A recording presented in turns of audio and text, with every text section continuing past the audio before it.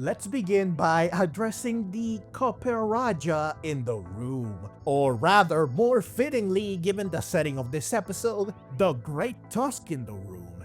Did Roy really catch Rayquaza? The answer is more complicated than it seems. Why? Because he both did and didn't. Technically he didn't, but symbolically he did.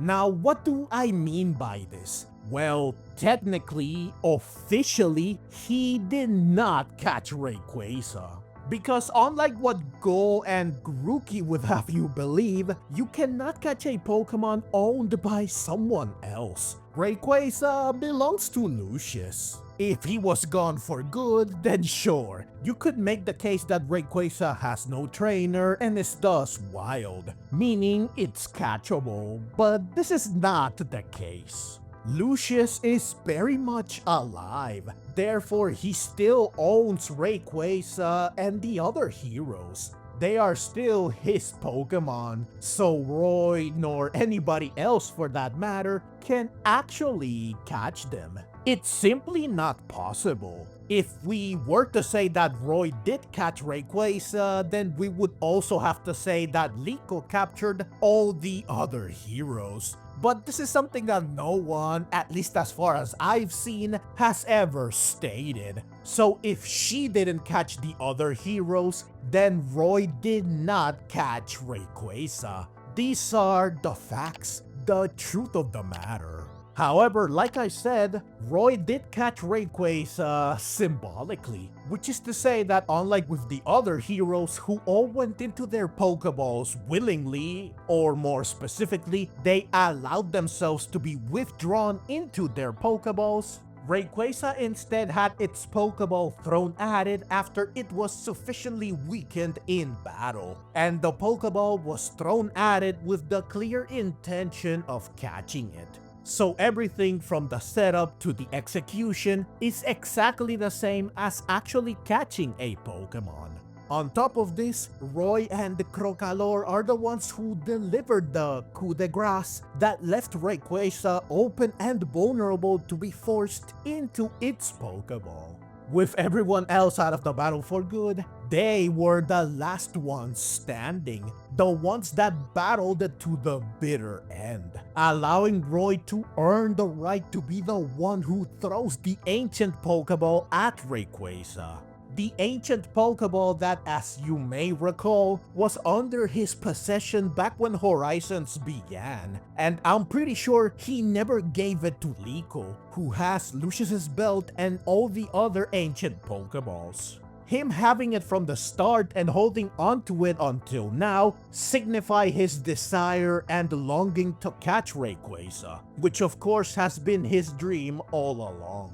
Hence why he was ultimately granted the chance to do something so special and monumental. It allows him to fulfill his goal, even if only symbolically, which I think is perfectly fine.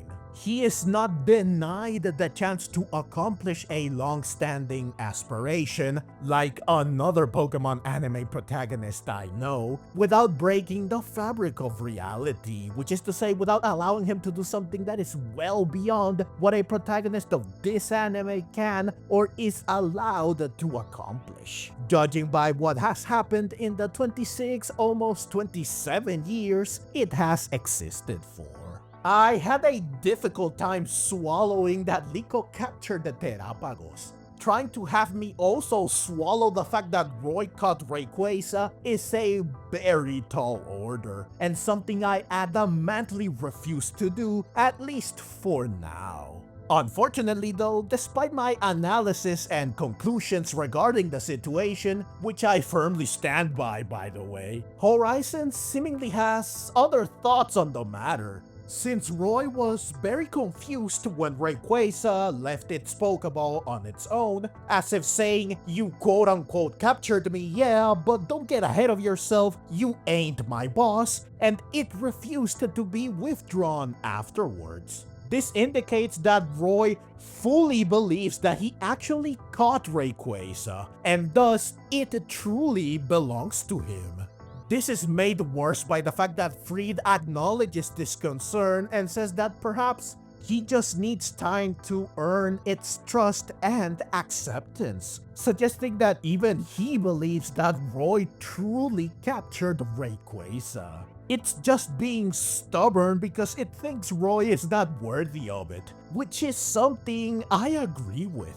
Nothing against Roy, but currently I really don't think he is at the level where it is acceptable for him to have such a powerful and renowned legendary Pokemon. Has Roy done plenty and grown a lot to the point that him having a shot at such a thing is somewhat feasible? Absolutely, but he still has a very long way to go before he's ready and worthy to take such a massive leap. Now, I seriously hope that they are not planning to have Lucius relinquish Rayquaza, aka release it, or worse yet, have him kick the bucket so that Roy can catch it. The former would just be insulting. There is just no way that Lucius would ever willingly part ways with his greatest and closest partner, especially to entrust it to someone else. And having him bite the dust for such a hollow, empty reason would tarnish the story, and it would be like spitting in the face of everyone who was looking forward to seeing Lucius in the flesh in the present.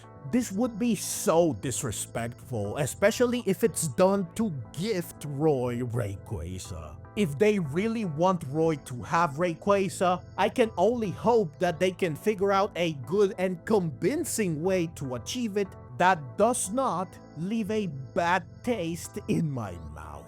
But moving on from this difficult and wearisome conundrum, we must talk about the battle. The climactic all-out final battle against Rayquaza that we have been anticipating for a very long time. How was it? Well, I think that overall it was quite good. Seeing Liko and company use all of their Pokemon was quite a sight to behold. It elevated the battle into a true spectacle, especially since every trainer, together with their Pokemon, made sure to attack Rayquaza from different angles, making fantastic use of the terrain, leading to a battle that was dynamic, constantly in motion, and supremely epic. There was never a dull moment. It felt like you couldn't blink or even take a breath lest you miss a critical moment of brilliant battling that was superbly animated. Having Liko and company coordinate to ensure that they could overwhelm Rayquaza was simply marvelous. This felt like an epic boss battle straight out of a raid in an MMO or similar RPG, which usually demands skillful teamwork and everyone involved knowing their role and playing it to near perfection in order to succeed, making them extremely intense and demanding tests of skill that are also satisfying when you finally overcome them.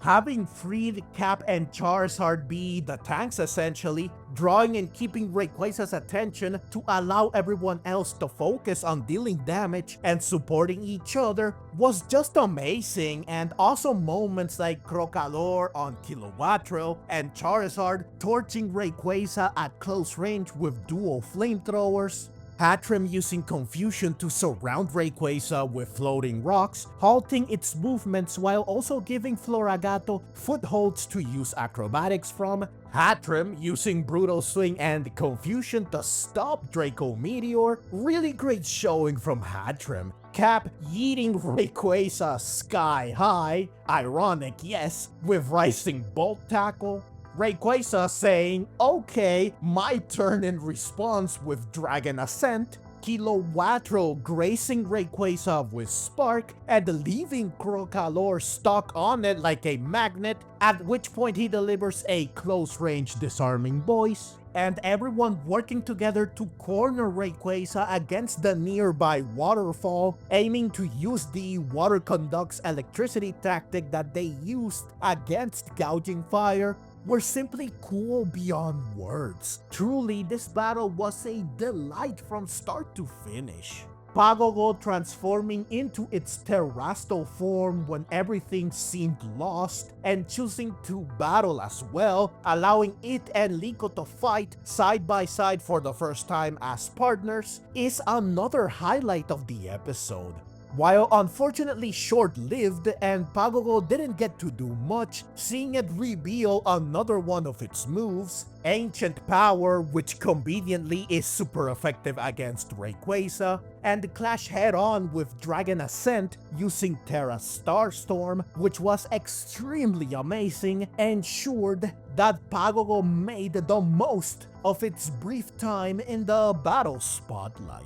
Its baton passed to Crocalor, giving up the last of its energy to grant him another chance to Terrasto, was the cherry on top, not only making sure that Pagogo had a sufficiently meaningful impact on the battle, but it also set up the epic finale, where Crocalor gets to deliver the final strike as Rayquaza seemingly smiles. Clearly, it doesn't feel bad about losing. Now, this finale would have been so much cooler and powerful if Crocalor had evolved. Like, come on, this was the perfect time for this to happen. At least he should have learned a new move. This is one of my few gripes with this episode and the battle. Speaking of gripes, I do have a few others, though minor ones, so they don't really affect my assessment that much. Gripe number 1 is that when Quaxwell and Tinkatuff got the drop on Rayquaza from above, allowing them to land clean hits, Dot had Tinkatuff use Slam, which deals neutral damage to Rayquaza, rather than play rough, which is super effective instead. This is an odd choice, especially coming from her, considering she has been nothing but smart and clever thus far. Gripe number 2 is in the same ballpark. Rayquaza used the Dragon Pulse to KO both Quaxwell and Tinkatuff, even though she is immune to Dragon. This is another silly oversight and one that is not uncommon in this anime. Gripes 3 and 4 involve Charizard. First, I think it was taken out of the battle way too fast and easily. I feel that it was given the short end of the stick. It's like they couldn't allow it to do more because then it would have stolen time in the spotlight from the other Pokemon who are clearly meant to be more important. But come on, Charizard should definitely be capable of taking and doing more. It didn't even get to use Dragon Claw, which is of course super effective on Rayquaza. Now sure, Rayquaza using Dragon Tail out of nowhere and in such a difficult position was unexpected without question, but still. Second, Friede didn't terrestrialize Charizard even though this would have given it a boost, and they needed all the help they could get. More so since Liko and friends had already used their Terrasto for gouging fire, meaning they couldn't use it against Rayquaza, something Friede was aware of, and surely he didn't expect that Pagogo could grant them the chance to use Terrasto again. Having Charizard not terrestrialized goes back to what I mentioned earlier, that clearly they didn't want it to outshine the other Pokemon. But this just feels a tad bit disrespectful and quite unfair, especially since Cap almost always gets to do so much despite taking a beating. It's only fair that Charizard too gets the same treatment. All these gripes are annoying and unfortunate for sure, and they do diminish the quality of the episode ever so slightly, though again, not enough to ruin it or to make me dislike it. But flaws are flaws, and I must point them out when I catch them.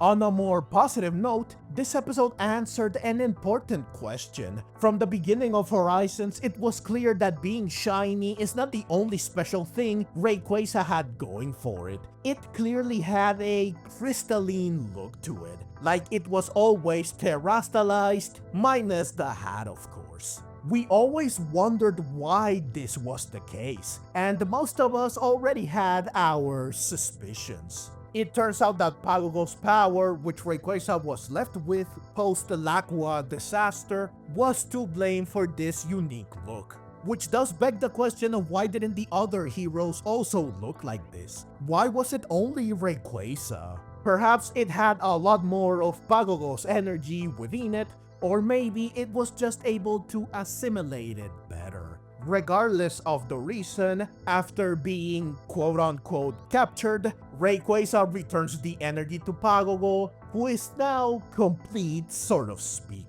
back at full power. While Rayquaza is now back to normal. Finally, I just loved seeing Pagogo and Rayquaza show off their adorable and strong friendship that has endured across a century. I especially enjoyed seeing Rayquaza fly away to lead Liko and company to Laqua, which is how the episode ends, with Pagogo on its head, just like old times. Seeing both of them with the other heroes was also quite delightful.